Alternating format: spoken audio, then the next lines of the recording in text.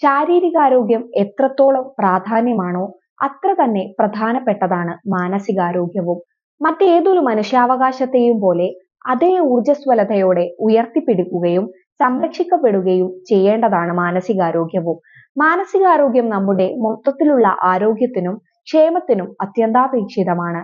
വ്യക്തിയുടെ മനുഷ്യാവകാശങ്ങൾ ഹനിക്കുന്നതിനോ അല്ലെങ്കിൽ സ്വന്തം ആരോഗ്യത്തെക്കുറിച്ചുള്ള തീരുമാനങ്ങളിൽ നിന്ന് അവരെ ഒഴിവാക്കുന്നതിനോ ഒരു മാനസിക രോഗാവസ്ഥ തടസ്സമാകരുത്.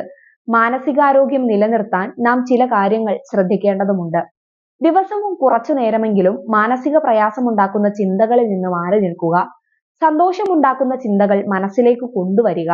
സ്വയം സ്നേഹിക്കുകയും സ്വന്തം കഴിവുകളിൽ വിശ്വസിക്കുകയും ചെയ്യുക. ഇഷ്ടമുള്ള ഭക്ഷണം, വിനോദം എന്നിവയിൽ ഏർപ്പെടുക. സ്വയം ആഹ്ലാദിക്കാൻ കഴിയുന്ന പ്രവർത്തനങ്ങളിൽ ഏർപ്പെടുക. നല്ല പ്രവർത്തികൾക്ക് സ്വയം അഭിനന്ദിക്കുക. ദിവസവും 7 മുതൽ 8 മണിക്കൂർ വരെ ഉറങ്ങാൻ ശ്രമിക്കുക. മാനസിക പ്രയാസങ്ങൾ അടുത്ത സുഹൃത്തുക്കളുമായി പങ്കുവെക്കുക. മാനസികമായ പ്രശ്നങ്ങളിൽ ഭൂരിഭാഗവും വളരെ ചെറിയ രീതിയിലുള്ള പരിചരണം കൊണ്ടും കൗൺസിലിംഗ് കൊണ്ടും പരിഹരിക്കാവുന്നതാണ്. ചിലതിന് ഹ്രസ്വകാലത്തേക്കോ കുറച്ചധികം കാലത്തേക്കോ മരുന്നും പരിചരണവും വേണ്ടിവരും. വളരെ കുറച്ചു പേരുടെ കാര്യത്തിൽ ജീവിതകാലം മുഴുവൻ മരുന്നും ചികിത്സയും വേണ്ടിവരാം. ശാരീരിക രോഗങ്ങളുടെ കാര്യവും അങ്ങനെ തന്നെയാണല്ലോ. സാധാരണ പനിയും ജലദോഷവും ഒക്കെയായി 3-4 ദിവസം കൊണ്ട് ഭേദമാകുന്ന ചെറിയ അസുഖങ്ങൾ ഉണ്ടാകും.